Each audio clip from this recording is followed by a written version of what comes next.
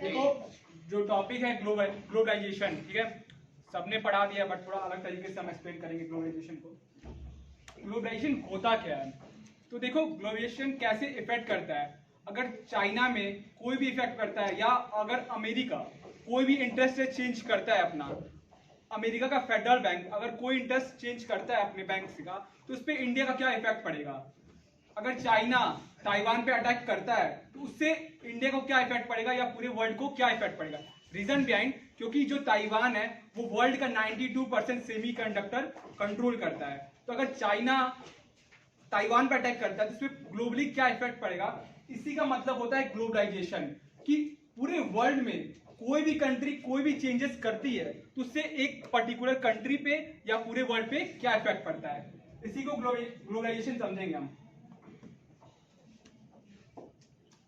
तो my self Archit, और आज मैं ग्लोबलाइजेशन को एक अलग एस्पेक्ट में पढ़ाने वाला हूँ या समझाने वाला हूँ, जिससे आपको इसका प्रैक्टिकल इफेक्ट पता चले कि आखिर ग्लोबलाइजेशन है क्या और कैसे वर्क करता है। नॉट लाइक फीचर्स, कैरेक्टरिस्टिक्स और टाइप्स मैं नहीं बताने वाला हूँ। आखिर ये प्रैक्टिकली कैसे काम करता है इस पे डिस्कशन होगा। तो देखो पहले तो एक डेफिनेशन देख लेते हैं। Process by which good services capital people information and ideas flows across the national borders. मतलब कि एक नेशनल बॉर्डर या एक डोमेस्टिक कंट्री से गुड्स हुए सर्विसेज हुई, इंफॉर्मेशन हुआ, आइडियाज हुए, कोई भी चीज अगर एक कंट्री से दूसरे कंट्री में जाती है या कोई भी शेयरिंग होती है तो वो सब ग्लोबलाइजेशन में होगा। ठीक है, तो नेक्स्ट स्लाइड को करते हैं। तो एक फैक्ट बता देता हूं। इन 2021 the global trade value of goods exported through out the world amount approximately 22.3 trillion. मतलब कि जो पिछले साल 22.3 ट्रिलियन का एक्सपोर्ट हुआ था पूरे वर्ल्ड में। ये एक फैक्ट है, जनरल क्वेश्चन है, इसको मैंने इसमें इनपुट किया था कि 22.3 ट्रिलियन का एक्सपोर्ट होता है पर साल एवरेज में।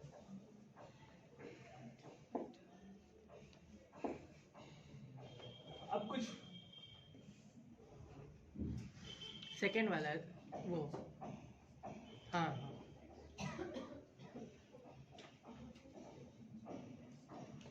तो इंट्रोडक्शन मैंने दे दिया, ग्लोबलाइजेशन होता क्या है, कैसे इफेक्ट करता है। दूसरा है फॉरेन ट्रेड। फॉरेन ट्रेड क्या है और फॉरेन इन्वेस्टमेंट क्या है, इन दोनों में थोड़ा डिफरेंस होता है जिसको मैं बताने वाला हूं।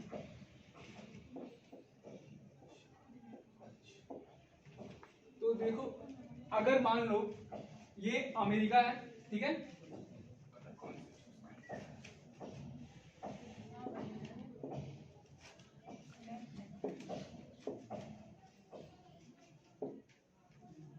पेन का कलर कैसे चेंज हुआ है?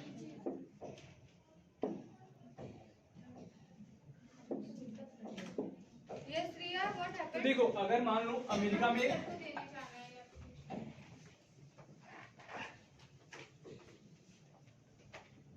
ठीक है, तो मान लो फॉर एग्जांपल एक कंपनी को लेते हैं और उससे समझेंगे आखिर ग्लोबलाइजेशन कैसे वर्क करता है और फॉरेन इन्वेस्टमेंट और फॉरेन ट्रेड में डिफरेंस क्या होता है। जस्ट फॉर एग्जांपल एप्पल एक कंपनी है, वो स्टार्ट हुई थी यूएस से, ठीक है, बट उसका जो आइडिया डिजाइन कहाँ से डिजाइन होता है, यूएस से।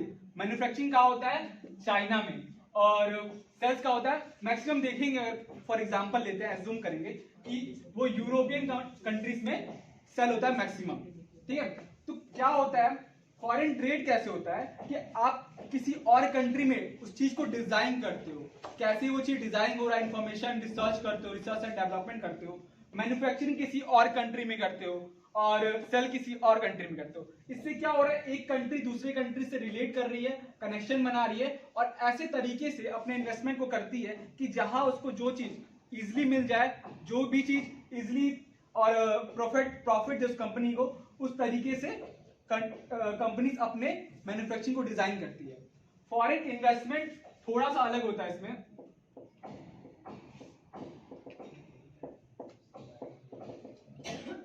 फॉरेन इन्वेस्टमेंट होता है कोई भी बाहर की कंपनी अगर किसी नए कंट्री में आती है तो या तो वो कोई छोटी कंपनी को या तो एक्वायर कर लेती है या तो मर्ज कर लेती है। जस्ट फॉर एग्जांपल लेते हैं, कि अगर एक बड़ी सी कंपनी है, ठीक है, एक्स कंपनी है, और वो दूसरे नई कंट्री फॉर एग्जांपल इंडिया में आई, और एक छोटी सी कंपनी है एबीसी मान लेते हैं, एबीसी कंपनी है, और एक बड़ी सी कंपनी एक्स इंडिया में एंटर की, उसके पास दो ऑप्शन होता है। फर्स्ट ऑप्शन क्या होता है कि वो कंपनी को एक्वायर कर ले और अपने प्रॉफिट को देखिए, अपने ऑपरेशन को देखिए।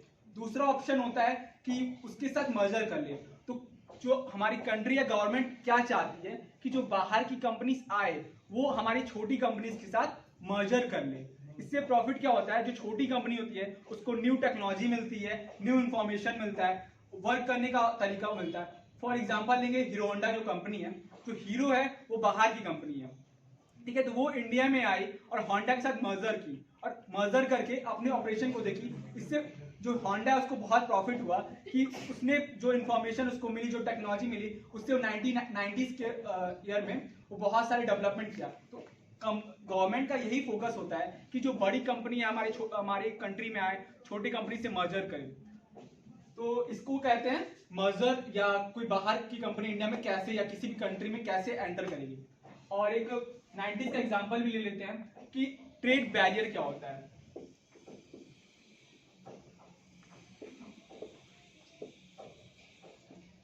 तो ट्रेड बैरियर होता क्या है, ट्रेड बैरियर यूज गवर्नमेंट क्यों करती है। तो सबको 1991 का जो पहले वाला केस पता होगा कि 1991 से पहले यहाँ लाइसेंस सिस्टम चलता था।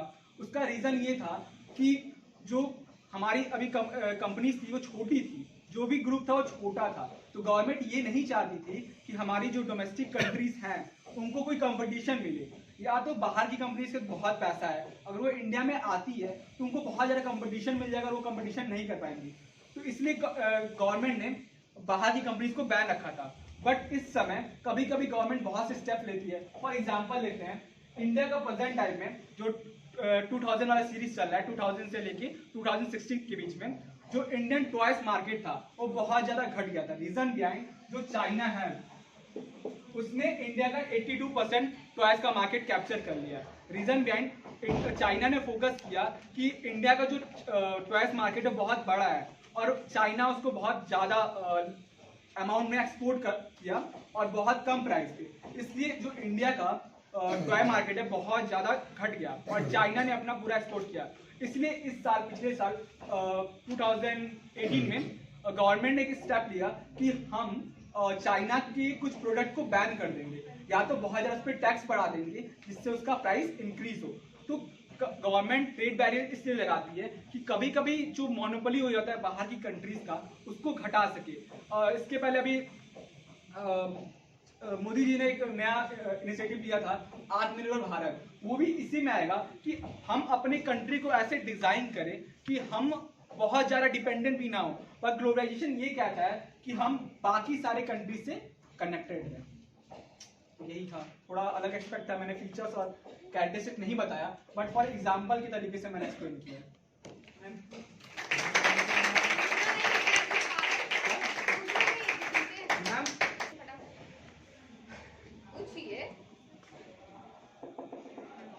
अरे कुछ भी पूछ लीजिए, इतना कुछ समझाया।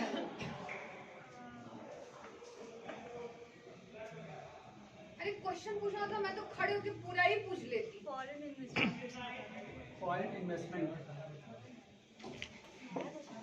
फॉरेन इन्वेस्टमेंट होता क्या है कि अगर कोई बाहर की कंपनीज इंडिया में या किसी भी बाहर की कंट्रीज में जाती है, वहाँ कोई भी ऐसा या तो किसी कंपनी को एक्वायर करती है, अपना खुद का सेटअप लगाती है और अपने पैसे को इन्वेस्ट करती है, उसको कहते हैं फॉरेन इन्वेस्टमेंट।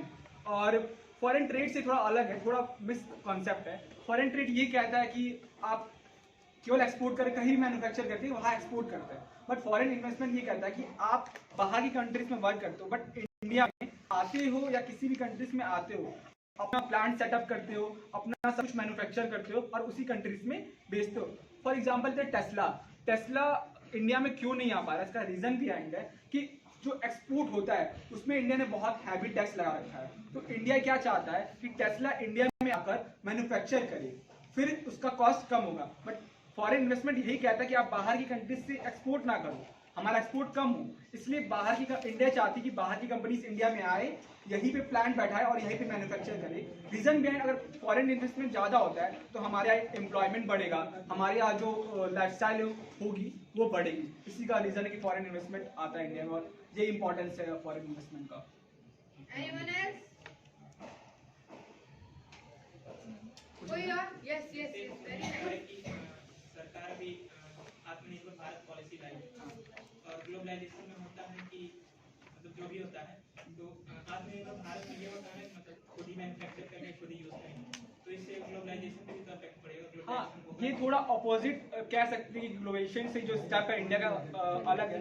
क्योंकि देखो, कोई भी कंट्री ग्लोबलाइजेशन इसलिए चाहती है कि उनका एक स्टेप होता है, ठीक है, जो डेवलपिंग कंट्री होती है वो ये चाहती है कि ग्लोबलाइजेशन हो। पर देखोगे, अगर तुम अच्छे से रिसर्च करोगे, पढ़ोगे, तो ग्लोबलाइजेशन जो होता है उसका सबसे ज़्यादा फायदा यूरोपियन कंट्रीज उठाती हैं। जो भी एक्सपेंसिव चीज़ होती हैं उनको बहुत ज़्यादा उसका, जैसे अगर डिफेंस का जो सामान होगा, अगर उसका ग्लोबलाइजेशन से एग्जांपल लेते हैं, तो जो यूरोपियन कंट्रीज होती है वो मैन्युफैक्चर करती है, ऐसा मैन्युफैक्चर दिखाती है कि कोई वॉर होने वाला है और अपने सामान को बेचती है। तो इससे बाकी कंट्रीज को क्या लॉस होता है? अगर ग्लोबलाइजेशन पे बहुत ज़्यादा हम डिपेंडेंट होते हैं तो कभी भी कोई भी कंट्री हमें कंट्रोल कर सकती है। अगर एग्जांपल लेंगे, अगर मान लो इंडिया अभी यूएस और रशिया इंडिया में बैन कर दे कोई भी डिफेंस का सामान भेजना, और 2080 का एग्जांपल लेंगे, उससे पहले इंडिया में उतना मैन्युफैक्चरिंग नहीं हो रहा था डिफेंस का। तो अगर मान लो रशिया और यूएस मिलके बैन कर देती हैं सारे डिफेंस सामान को इंडिया को बेचना, तो इससे इंडिया को घाटा ये होगा कि आप उनके अकॉर्डिंग अपनी कंट्री का पॉलिसी बनाएंगे। वो बोलेगी आप ये चीज़ करिए, ये चीज़ करिए, तो इससे इंडिया को बहुत वो होगा कि मेरी कंट्री को कोई और कंट्रोल कर रहा है। तो ग्लोबलाइजेशन के साथ साथ हमें ऐसा अपने कंट्री को डिजाइन करना है कि हमारी कंट्री सब कुछ बताए। देखो, ग्लोबलाइजेशन होता है वो पूरे वर्ल्ड को लेकर चलता है कि हम इंटरकनेक्ट करें, क्योंकि हर चीज़ आप हर जगह नहीं बना सकते। बट जो ये डिपेंडेंसी होती है वो कम से कम होनी चाहिए। हम कंट्रीज का ये मोटिव होना चाहिए कि हम जिस कंट्री में हम सब कुछ यही मैन्युफैक्चर करें। अगर वो डेवलप्ड, उनका पैसा है तो वो सब कुछ अपनी कंट्री में मैन्युफैक्चर करें। बट अगर ग्लोबलाइजेशन को देखिए तो वो डेवलपिंग कंट्रीज के लिए है या अंडर डेवलपिंग कंट्रीज के लिए है कि जो बाहर की कंपनी से हमारे यहाँ आए और इन्वेस्टमेंट करे। ये स्टेप होता है ग्लोबलाइजेशन को, वो कंट्रीज फॉलो करती हैं जो अभी अंडर डेवलपिंग है या डेवलपिंग कंट्री है, क्योंकि वो बाहर की पैसे को अंदर लाना चाहती है। और डेवलप्ड कंट्री चाहती है कि सब कुछ खुद मैन्युफैक्चर करे और एक्सपोर्ट करे। ठीक है, ऐसा समझ। चलिए बैठ जाइए। Anybody else?